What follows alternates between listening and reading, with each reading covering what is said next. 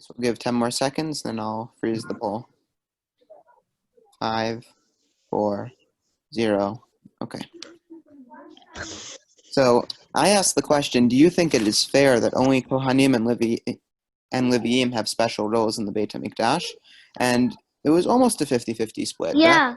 Most of you came up on the side of, yes, it is fair that they have a special role, but a significant portion of you said, no, it's not fair.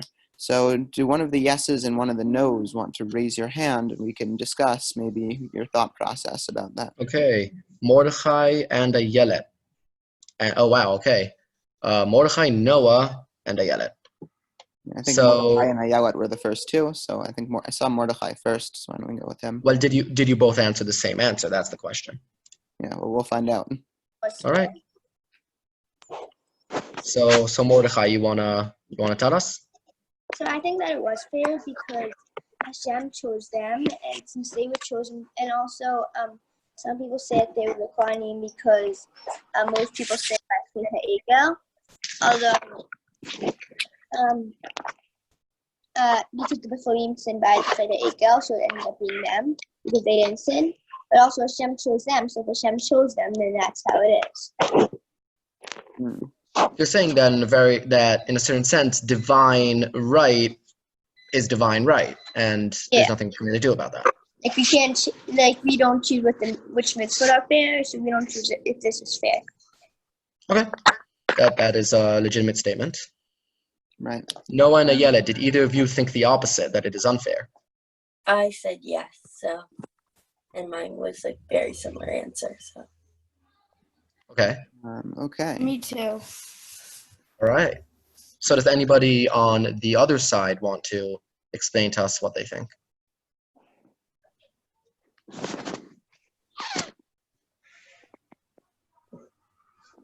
No's are very shy, so I guess I will speak for the no's, right? Like even the yes position of, okay, Hashem said it, so therefore that's what we have to do, sort of implies a sense of this is unfair, but because Hashem said it, this is the way we have to follow.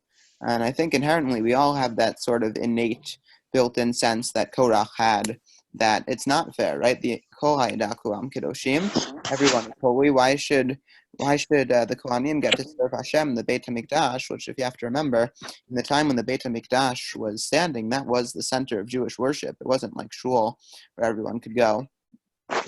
Beit HaMikdash, which was really restricted to the Kohanim, and to a certain lesser extent Leviim, so the fact that just a not random, but like a standard run-of-the-mill Jew couldn't participate was, I think, very hard for them and hard for the rabbis. Sort of, if you can imagine, throw out something that might be a little bit controversial in the Campstone circles. I know a lot of women feel like in the shul there's not really much of a place for them to participate as much as they would like, because of the way the system is set up that men lead the services. So if you have that sort of feeling, or even if you can just empathize with that feeling, whether or not you agree with it, you can understand where they're coming from as, right, I'm an Israelite, I want to participate and serve Hashem, but I can't because the system isn't set up in such a way that I feel like I can do so. So that is sort of why, at least according to one of the commentaries I was reading, the rabbis set up this system of ma'amadot, which now Tzadok will explain with the second Mishnah. All right. So does anybody, first of all, just want to read the Mishnah, like the words, the physical words? 2 participants raised hand. Okay, let's see. Mordechai Schwartz and Noah Bernstein. Let's give it to Noah since Mordechai got to already talk today. All right, Noah, go ahead. Okay, so Mishnah 2. Yep. Eluhen ma'amadot. Ashisha namar tav es b'nei Yisrael v'amarta alehem es karbani lachmi. Okay, should I continue? Yeah. Okay. V'hi he'ach karbono shel adam harav. V'hu onen omed al gavav. He's Kenu and Nevi'im Haroshim Esrim Be'arvot Mishmarot.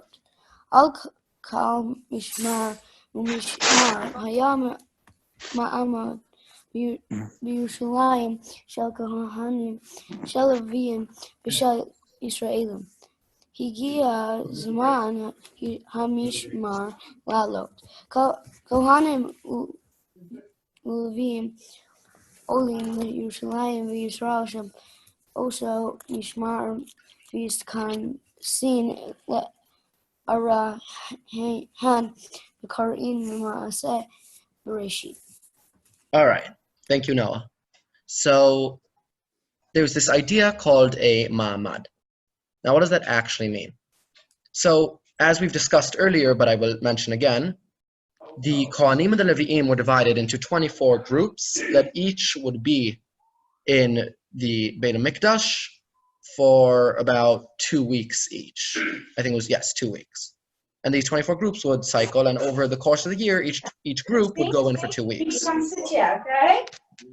And okay, and that consisted of the group of Kohanim who would do the actual work in the Beit HaMikdash, and the Levi'im who would play the instruments or guard or just be there to kind of help out. So the Mishnah asks an interesting question, which is, we see in the Psukim that the purpose of the Korbanot is to be the purpose of the Korbanot we give every day, right? The Tamid is to kind of represent Israel in front of God, right? Savet bnei Israel ve'amarta alehem et korbani lachmi. It doesn't say command the Kohanim, it says command Israel to bring an offering every day.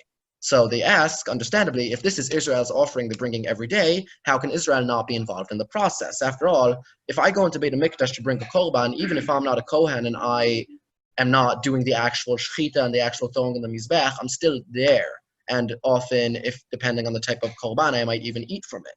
So how can Bnei Israel really not be a part of the Beit HaMikdash process? So they were matkin, they started this idea of having a group of Israelites along with Kohanim and Levi'im, who instead of going up to Jerusalem, it was kind of like their turn to go into their shuls, fast, read about Bereshit, and say Ne'ilah every day.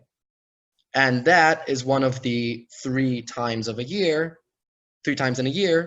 in which a group of daveners might say Birkat Kohanim 4 times, which remember we mentioned yesterday in the first Mishnah.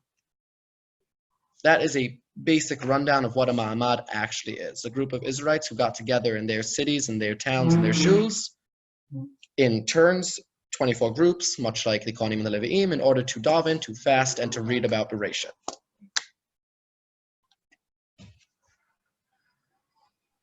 Do you guys like that idea? Do you think it might answer the question of the unfairness?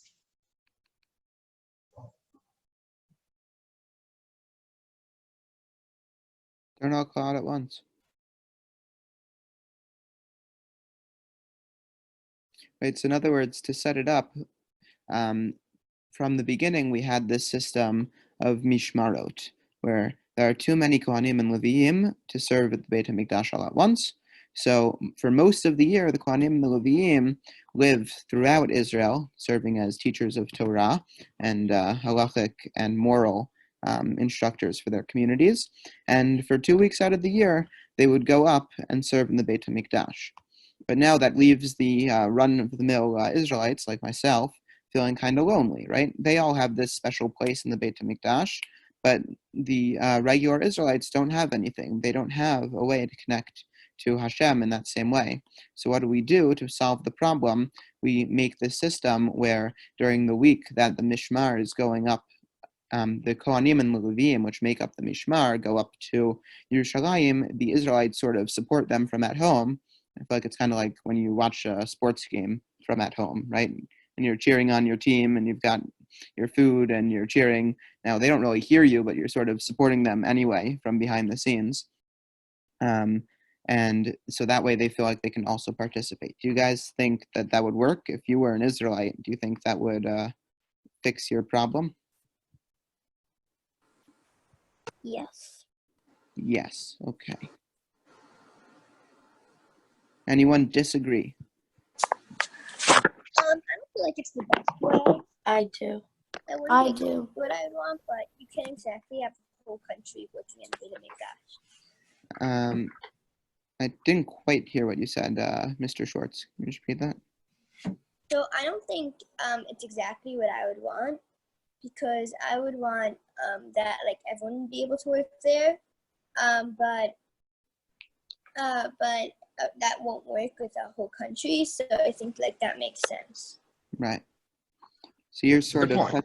touching on the idea of compromise, right? Ideally, even though you said before it was fair, I think you do have this sense of it's sort of not fair. But ultimately, we have to work within this halachic system, right? So how do we compromise within the system to get to a better practice than what we had before, right? Also, on the most basic level, it gives a spot to channel all the positive energy that Bnei Israel might have. Right. Ayala, you wanted to say something? Yeah, I don't think it's really fair either. There, because like when you're kind of like comparing it to a sports game, you kind of want to be the sports player, not the one cheering on. Like that's how I feel, at least. Right. Yeah, I agree. Does anyone have any thoughts about why they specifically read the story of creation? No. Okay. Do you have any good commentaries, let's say, about that? I may be misremembering, but I think in the Gemara and Ta'anit, it mentions that the reason they read Maaseh Bereshit is because part of the Ma'amadot is this idea of kind of protecting the world, creating the world anew through prayer, kind of this idea of like this group of people who were chosen to kind of pray to God to preserve the world. And Bereshit is this idea of like it's almost like creating the world anew every day. I could be misremembering, but it's an interesting idea of us kind of through Torah and Tefillah, through spiritual renewal, almost causing some type of physical renewal in the world every day. That sounds wonderful. Thank you, Tzadok. Okay, so I guess, we have our Siyum coming up. It's going to be super hype, very hype Siyum. That'll be on Sunday. I don't even know what we have planned yet. I think I'm still going to do the Kahoot on Friday Kahoots. We can do some other fun stuff for the Siyum, TBD. We would offer cake, but like, again, Yeah, it's kind of hard to ship the cake Can out. I step in to talk to everyone about what's happening in the Zoom? Of course. Or Rosh Beit Midrash. Okay. Hi, Everyone everyone. stand up. Stand up for the Rosh. Oh, please. It's early in the morning. I understand. Thank you. Okay. Hi, everyone. It's very exciting that you've been following Shiur Mishnayot either this long or you've picked up in the middle, or even today's your first day, because any little bit of Torah is fantastic. And I want to talk to you about the Siyum because we're going to try and make it very exciting, and we might also invite parents to come. So before we could talk about a Siyum, we keep on talking about this thing, but does anyone actually know what it is? Anyone want to tell us? We're having a Siyum? We are. Does anyone know what a Siyum is? Oh, Mordecai. Yeah, of course we know what a Siyum is. You finish like a sefer or something. When you finish learning a sefer, and then and you often and then yeah. Yeah. Right. Yeah, so it's about finishing a sefer, any kind of book within the Jewish context. So usually it's something from party. Yes, and you have a party, right? That's a huge part of why talking about this Siyum is very important, because we want to make it really exciting for you. So what we want to do is have a Siyum for us to celebrate, just like learning Masechet Ta'anit. That's the book that we're trying to celebrate in the Siyum. And there's a few logistics here. So I want to talk to you about that so that we can get that working out quickly. And hopefully the link I'm about to send you will also get posted on the website. But take a look at the chat. I just sent a Google form. And the form is for if you've been reading all of Masechet Ta'anit, not just listening in our Shiur Mishnayot, but also have been reading on your own the Mishnayot, where when we asked questions that you were able to answer them, it's because you were reading them. And I already have quite a long list from you guys. Like whoever was answering the questions meant you were also reading all of Masechet Ta'anit. And if you are one of those people, not only are you going to be welcome to attend our Siyum, because everyone is welcome to attend. We're going to hopefully even invite all of Machane Stone to come attend. But you will also be able to say the Hadron with us. Does anyone know what a Hadron is? This is a harder one. So, yeah, Mordecai. Oh, Bitzalel, sorry, Mordecai, because you spoke already. Bitzalel, yeah, what is it? the hadron is something you say during the siyum right after you say the very end of whatever you were learning. Exactly. So I can even show you, if I share my screen, what exactly it looks like. It's a little complicated. That's why I want, if people are going to be staying with us to finish all of Masechet Tanit, I want you guys to have time to practice, because look at how hard all these words are. There's a lot of like names of different rabbis named Bar Papa. There's a lot of Hebrew. At the beginning, there's a little bit of Aramaic. So I feel like it would be nice to you if you've got a chance to look at it in advance. But that means that you need to email me that you want it, which is what the form is for. That if you put your name in that you're finishing Masechet Tanit, and you put your email. In school, I think I know a bit of Aramaic. Amazing. So, I mean, I feel like probably practicing is probably good also. But if you are finishing the whole Masechet with us, please fill out the form. And amazing, Micah, you did it already. But also fill out the form that we just sent, and I'll be able to contact you for that. And not only that, I will also be able to contact your parents to invite you, because it's a really big deal that you finished a Masechet. And of course, we want to be able to have, oh, thank you. Yeah, great. That's exactly what it looks like. Okay, so we're going to do that. It's going to be a celebration of Torah. And even though we can't all be together, here we go. I'm just going to share it again for us to take a look. Even though we won't be able to celebrate all together in person, I'm hoping that we can celebrate all together on a Zoom call. And hopefully we can have like even music, us saying the Hadron together, talking to everyone about how amazing it is to learn Torah at Camp Stone, that you all woke up so early in the morning. I mean, the Israelis may not, but the people who are on this side of the world, that you woke up every morning to do this on your own is so great. And like, we want to advertise that. Like, you are really amazing, and we want to tell everyone how amazing you are.